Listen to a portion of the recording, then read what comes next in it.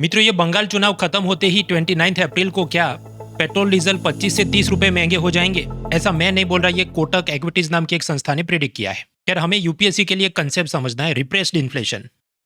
ये ऐसा टॉपिक है आज का नहीं, सेकंड वर्ल्ड वॉर का है। युद्ध के दौरान हर सरकार दुकानदारों पे, कंपनियों पे दबाव डालती है कि अभी भाव मत बढ़ाओ, प्राइस कंट्रोल, रेशनिंग, ये सब होता है। और जैसे युद्ध खत्म होता है तो सरकार वो नियंत्रण हटा देती है। तो दुकानदार अब ये सोचता है कि युद्ध में मेरा जो नुकसान हुआ तो अभी मैं डबल जोर से भाव बढ़ाऊंगा अपना सारा लॉस रिकवर करने के लिए। तो इसे कहते हैं रिप्रेस्ड इन्फ्लेशन। ये 2 गुना 3 गुना भाव हो जाता है, दमित मुद्रास्फीति। ये साइकोलॉजी में भी कंसेप्ट है, रिप्रेस्ड डिजायर। स्प्रिंग की तरह दबी होती है फिर उछल जाती है। कि जैसे 2024 में सूरत से एक प्लेन उड़ा बैंकॉक और रास्ते में ही दारू खत्म हो गया, क्योंकि आप जानते हैं गुजरात में दारूबंदी है। तो जो बैठे थे उनको पीने की ऐसी इच्छा हुई कि आधे रास्ते में ही दारू खत्म। यार, हंसी मजाक एक तरफ, यूपीएससी के कुछ और कंसेप्ट समझ लेते हैं।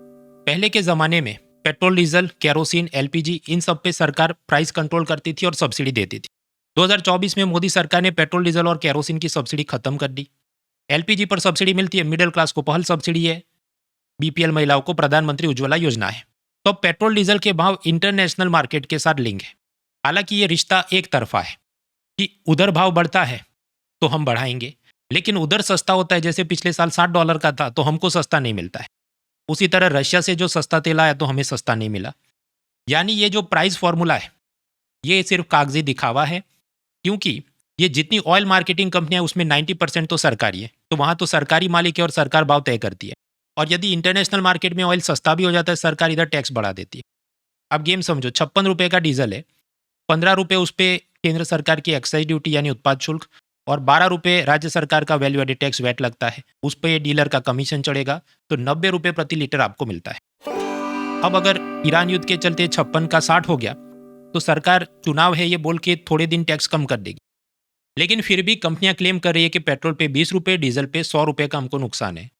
तो यानी मार्केट को अपने हिसाब से खेलने दिया जाए तो डीजल जो अभी 90 रुपये का है और उस पर 100 रुपये का लॉस कवर करना है, तो 190 रुपीज़ का हो जाएगा क्या डीजल?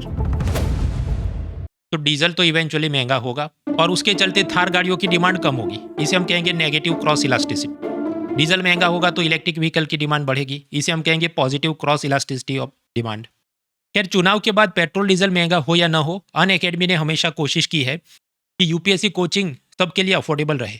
तो 1 साल का सब्सक्रिप्शन केवल 16,999 में अवेलेबल है using the discount code murali.org। लेकिन ये 16,999 की ऑफर जल्दी खत्म होने वाली है, तो देर ना करें और जल्द ही जुड़े।